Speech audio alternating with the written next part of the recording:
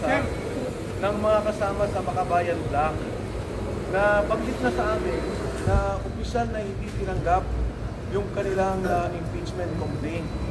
Kaya kami may prepared statement na kami tungkol dito sa ginawa dahil na-anticipate na namin na talaga magkakaproblema sa mismong pag-file namin. At katulad ka na nangyari, at na-anticipate namin, gano'n nga. So I will be allowed to read the statement to be clear, distribute na lang siguro.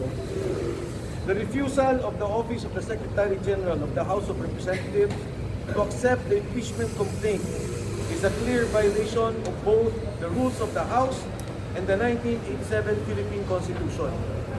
Under the Constitution, the House of Representatives has the sole power to initiate impeachment proceedings. The rules of the House explicitly provide a ministerial duty for the Office of the Secretary General to receive and record impeachment complaints that are duly filed.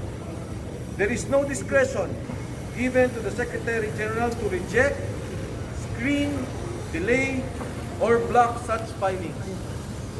By refusing to accept the complaint, the office effectively usurps the constitutional authority of the House itself and denies the Filipino people their only lawful mechanism to raise grievances against a sitting president.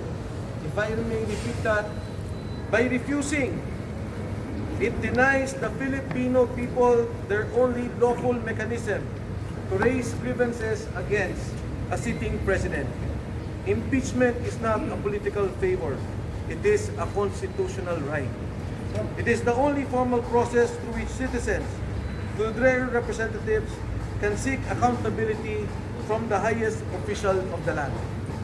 To block this process is not really procedural error. It is a constitutional violation, an obstruction of a lawful remedy, and a direct assault on the people's right to petition government for redress of grievances. The House of Representatives exists to serve the people, not to shield those in power from scrutiny.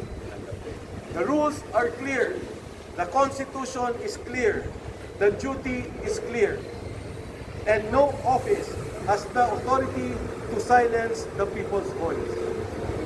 Maraming salamat po at magandang hapon sa inyong lahat. If I may distribute this,